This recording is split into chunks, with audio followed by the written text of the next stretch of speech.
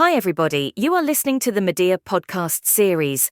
Medea Medical Education Academy is a global medical education provider dedicated to designing, delivering and evaluating medical education programs worldwide. Today we are going to speak with Professor Alberto Piaggesi, founder and director of the Diabetic Foot section of the Pisa University Hospital. This podcast, Diabetes-Related Foot Disease, is part of the continuing medical education program entitled Blended Learning Journey on Diabetes and Pre-Diabetes.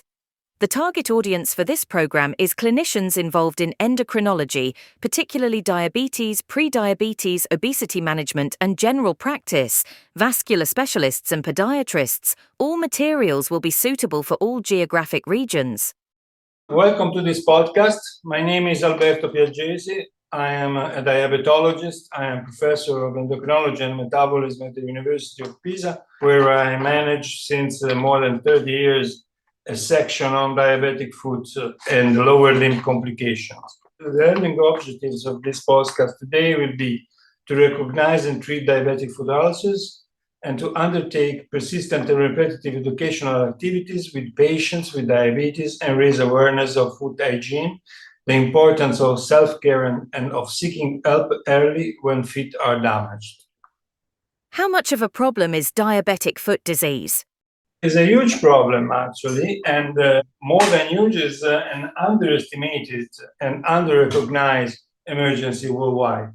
We estimate in 20 millions more or less the number of patients every year affected by this complication, which is how we say the complication of the complications, since it stemmed from the presence of all the chronic complication of diabetes located in the lower limb, which is now considered a target organ for this chronic pathology, and in which both the involvement of peripheral nervous system and macro and micro circulation creates a condition which chronically and subtly but unavoidably progress towards an ulcerative worsening condition that exposes the patient to risk of amputation of the limb, which is 60 times the rates of those of non-diabetic population. Actually, we calculate that almost one limb is amputated on the planet because of diabetes every 30 seconds.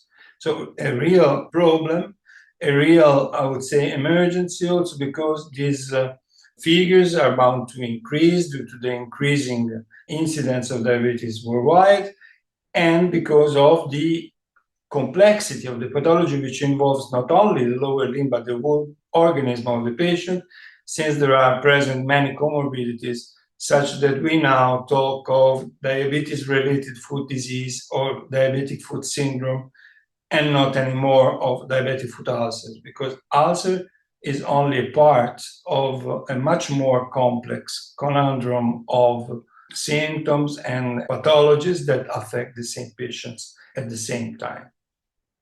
Are particular patients with diabetes at increased risk for diabetic foot disease? We could say no diabetic patient is free from the risk of developing over time the complication of the lower limb. As any other complication in metabolic patients, I would say, likelihood of developing this pathology is directly related to the exposure to hyperglycemia, which is both relevant in terms of intensity, in terms of, I would say, severity of hyperglycemia, but also at the duration of this exposure. So it's something that in a way may happen in any phase of the development of the course of diabetes, but the more exposed ones are the ones that have the compensation of control of diabetes and a long duration of disease.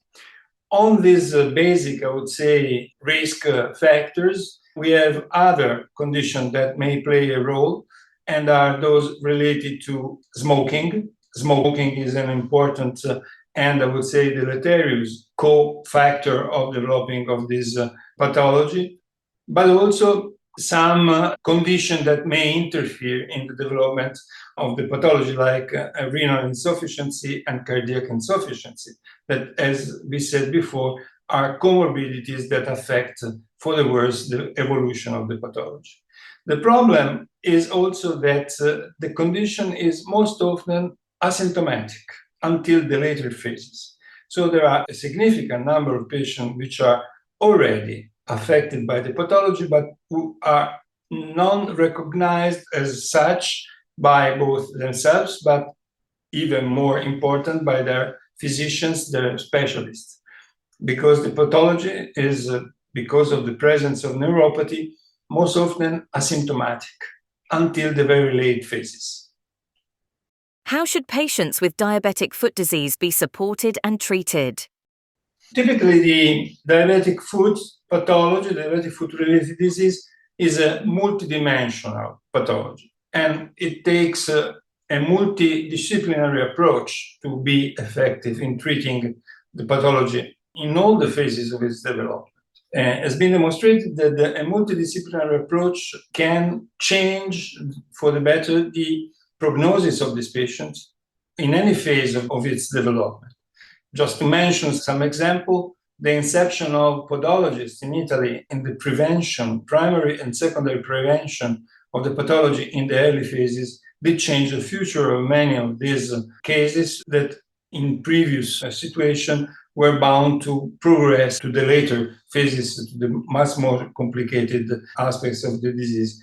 While the coordination of the care among diabetologists, vascular surgeon, endovascular specialists, and orthopedic surgeons created a new concept, which is the multidisciplinary management of this pathology, and that produced a significant improvement in the possibility of avoiding amputation. Italy is ahead in this process of organizing care around multidisciplinary teams, and it's in a way seen by other countries as a point of referral from this point of view. But really, all the process of taking care of this patient should be organized in multidisciplinary teams that take care of all the aspects, which are many, as I said. What are today the barriers to optimal care for diabetic foot patients? If I should answer with one only option, I would say delayed referral of the patients. As we said, patients are most often asymptomatic, and they are in a way marginalized by the system because they don't feel pain or they don't realize the severity of their own condition. So because of neuropathy, which masks and cover the difficult aspects of the disease. But there are many other conditions that interfere, that obstacle, that barriers to the taking charge of this patient and correct management of this patient. And because there are till now a lack of awareness around the severity and the progressiveness of this pathology. Just to mention, these patients have a mortality rate which is similar of those of many forms of cancer. But while having cancer is something that activates a number of solutions and as an organization finalized to take care of that pathology, diabetic foot, which have the same or even worse mortality rates, has not the same organization behind, has not the same level of sensitivity of the system against the risk that this pathology implies. The problem is that to organize an adequate network that takes care of this patient takes resources and takes energies and time to be built. It's something that we are trying to set up since many years. But at a certain point, it competes with other pathologies for the same resources. So we would need a more, I would say, dedicated political decision-making, which is not yet in place. What can the patient do to avoid diabetic foot disease? The patients should be aware. The physician should teach and educate the patient to the early prevention and diagnosis of the early phases of the disease. And the patient should play a much more active role in controlling and in inspecting their feet as they, I would say, pass me the term, do with their own teeth. No? It's only a metaphor, it's only a comparison. But if you think of what dental hygiene and dental control made for oral health in the 60s and the 70s, you may find the same analogies in our present situation for the feet. If the patient should dedicate more time and more attention to the simple and doable preventative procedures like observing the feet, washing and cleaning the feet every day, and moisturizing the skin and evaluating, I would say, together with the physician, the condition of the feet, probably the late referral and the evolution of the pathology towards the late phases could be much more, I would say, preventable than what is today. So I am convinced that a better education of patient by the caregivers and by the physician and more direct involvement of the patient in his own care could be a good answer to what you asked me. One could therefore presume that the patient must not be afraid to ask questions to their physician, and that the physician has to put the patient in a position so that she can ask as many questions as possible, since more information for the patient is also more information for the physician.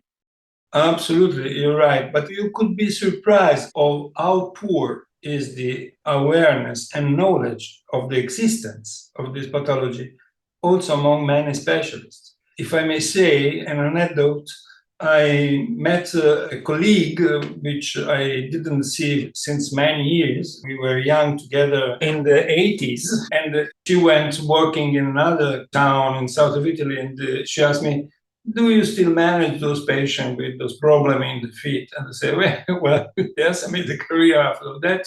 And she said, well, how strange. So no one of them in my place. In my place, the diabetic foot doesn't exist. So this is obviously the answer of a colleague that does not even try to simply remove the show and socks of the patient to see foot really was. This made me write an editorial on the most important journals whose title was The Elephant in the Room. Diabetic foot disease is actually the elephant in the room for diabetologists. They know that there is this problem, but the problem is so big, I would say that it's better to ignore it than to take care of it. So this is the situation to change. I hope that the next generation of diabetologists would make more for this kind of condition for the patient than what the old generation has done. But I'm optimistic, of course. What take-home messages do we have at the end of this podcast? Well, for the colleagues, for the diabetologists and endocrinologists, remove shoes and look at the feet of your patient. Consider the foot as you consider the eye, the heart as a target organ of the disease. Take-home message for the patient, seek help as soon as possible and look for better information on your feet condition at any stage of the development of the disease. And if I may say something for the policymakers and for the decision makers in health care, please invest resources in prevention and care of diabetic foot, or otherwise you will be submerged by a tsunami of amputation and premature deaths in the next decades. Thank you for listening to this Medea podcast. For more information about our continuing medical education programs, please visit our website at medeaacademy.com.